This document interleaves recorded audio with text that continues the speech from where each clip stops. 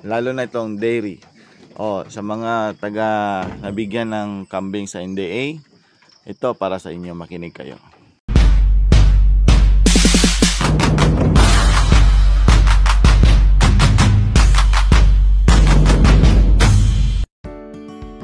Hello, good morning. Ethan Farm po. Dito po tayo ngayon sa farm. Ito, magang-maga nagpapakain po tayo ng kambing. Feeds po ang binibigay natin sa kanila. Ayan. So, yan. Okay? Sa ngayon, topic po tayo natin ngayon is yung may kita ba ang kambingan? Kasi madalas sinasabi na lugi raw yung mga recipient ng NDA. Yung mga nakatanggap ng kambing dyan sa mga NDA, kaway-kaway. Ito, bibigyan ko kayo ng simple computation. Itong natanggap natin, ito sa amin individual is 10 kambing to. Hindi yan sabay-sabay mga anak. Minsan 4, 2, 3. Sa isang buwan, meron akong 6 ang nanganak dito. Sa 6 na yan, yung 6 na yan, ano yan? Yung pagdating ng isang buwan, nakakakuha ka na ng gatas. Kasi sa isang buwan, practice namin dito, puro muna sa mga anak. Kaya kita nyo ang mga anak yan, healthy yan. Yan. Isang buwan, nakakakuha na, pwede na. Nakakakuha kami dito ng 10 litro. Yung sa 6 na yan, kita nyo naman yung tutoy, lidi nyo, yan, lidi nyo yan. Marami yan dito, kaya 10 litro na kukuha namin kada araw. Yung 10 litro na yan, okay, sa gastos muna tayo ang gastos na yan sa 10 kambing, ang kilo ng feeds namin ng patayin is 20 pesos. Yung 20 pesos times 10 ka, kasi 1 kilo ka per day. Yung times 10 mo na yan is 200 pesos, no? Additional ka ng 30 pesos. Yung 30 pesos na yan, yan, tubig, electricity, at saka yung labor mo. Kasi pag may magmumpay, ganun, yung mga ano yan, other expenses. Okay, that is 230 pesos per day. 230 pesos yan. Hindi na nakatanggap ang kambing, makinig kayo, ito yan. Kasi madalas nalulugi raw, kaya yung minsan repossess. Kaya kawawa naman yung NDA, masakit yung ulo dahil yan, repossess nga ang papayat ng mga kambing. Kaya tayo naman dito sa Ethan Farm, walang problema kahit repossess yan, tanggapin natin yan. Mas maganda nga kung merong darating. Okay, ganito yan. Yang 230 per day, kasi 10 230 pesos per day mo nagastusin. Lahat-lahat na yan. Tapos, bibigyan ka ng 10 litro gatas. Kasi sa isang kambing rito, makakakuha kami ng 4 na litro. Meron tayong video yan, 4 na litro, 4.5 liters, meron tayong video yan. Pero kahit na lang na yung 6 na yan, makakakuha tayo ng 10 litro. Ano na yan pinakamababa. Yung 10 litro na yan, kung ibenta namin yan, 100 per liter. Yung 100 per liter na yan, kahit luto na yan, yung tinatawag na pasteurized na yan, mura na yan, yung 100 per liter. Kasi kinukuha sa amin 130, 120, nagdedepende.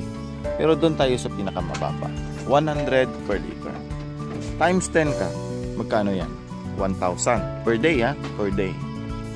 Kung 1,000 per day, bawasan mo ng 230 pesos. Meron kang 770 pesos per day kita. 770. Bakit hindi nangyayari sa mga nakatanggap, recipient ng mga kambing na saanin sa NDA? Alam mo ba kung bakit? Ganito yan. Sa pagpapakain pa lang, kagaya ng sinabi ko, pagpanganak, doon ka pakikita, isang buwan pa, pwede mo nang makunan ng gatas, isang buwan. Yan kasi, 230 pesos per day, umaaray na sila. Umaaray na. Hindi nila hinihintay yung peak season ng kambing na magbibigay. Kasi ganito yan eh. Yang kambing, pag hindi mo yan bigyan ng tamang pagkain, hindi mo yan, sa wastong pagkain, hindi mo yan binigay, sigurado, hindi ka rin bigyan ng gatas. Hindi yan magbibigay ng gatas. Eh, paano ba makakabigay ng gatas kung walang pagkain? Ang ibibigay mo lang, damo. Eh, lalo na ngayon, kung tag-init, problema ka. Kasi tinitingnan mo gastos, gastos. Ganyan talaga ang negosyo. Gagastos ka talaga sa umpisa. Titiisin mo yan, 230 per day. Pero, pag malampasan mo yan, kikita ka naman ng 770 pesos per day sa loob ng 155 to 180 days.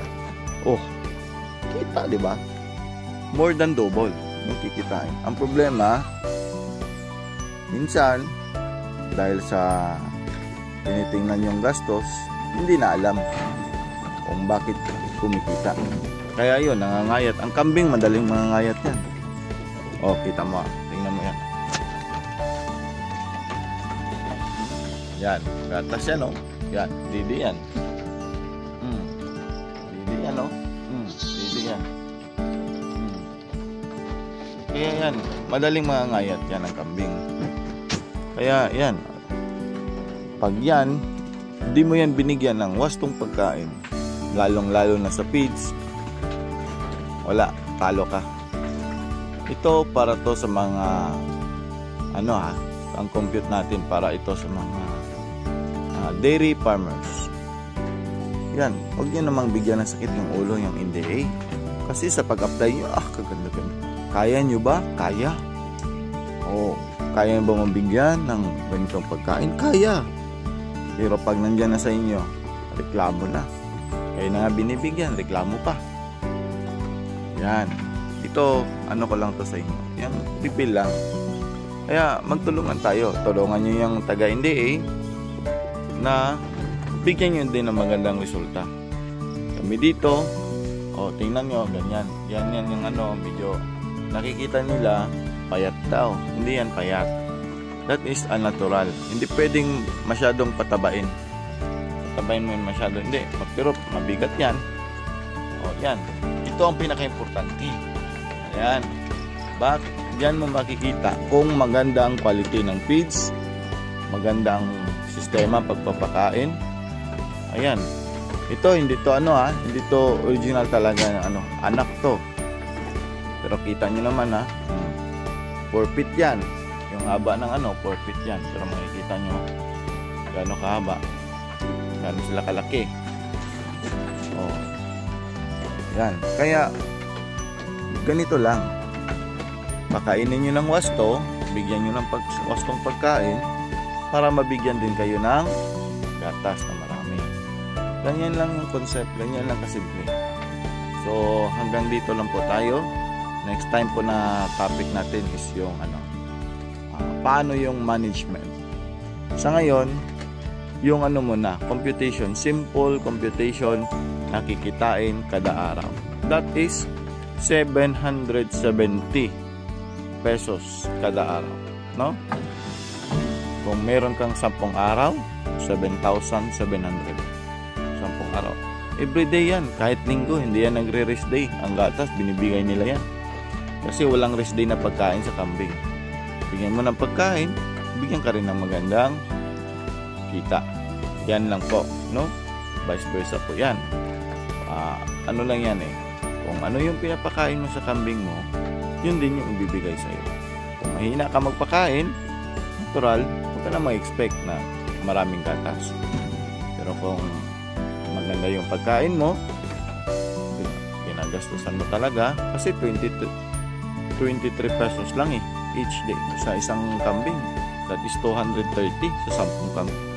230 pesos lang. Bibigyan ka pa ng 1,000. Pinakamalit na yan ang computation. Yan na. Pinakamalit na yan. So, yung 770, ano na yan? Pinakamanipis na yan nakita. Pinakamalit na yan nakita. Okay? Yan. Hanggang dito na lang po tayo. Comment na lang po kayo anong gusto nyo itatopic natin sa susunod. Kaway-kaway na lang po mga Kaitan Farm. Good morning. Anti-stress po dito dahil magang maaga dito tayo ngayon sa farm. At saka ito po abang maaga may hawak tayong pang tinolang manok.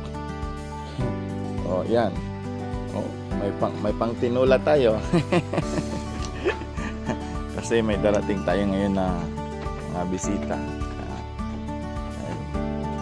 May mga taga-Inday tayong darating. Ayaw nilang magpaluto, pero alam na natin yan. Initiative na lang natin yan dahil bisita yan. Natural, hindi talaga yan sila magpagastos. Ganyan talaga yan sila. Ang babait ng mga taga-Inday.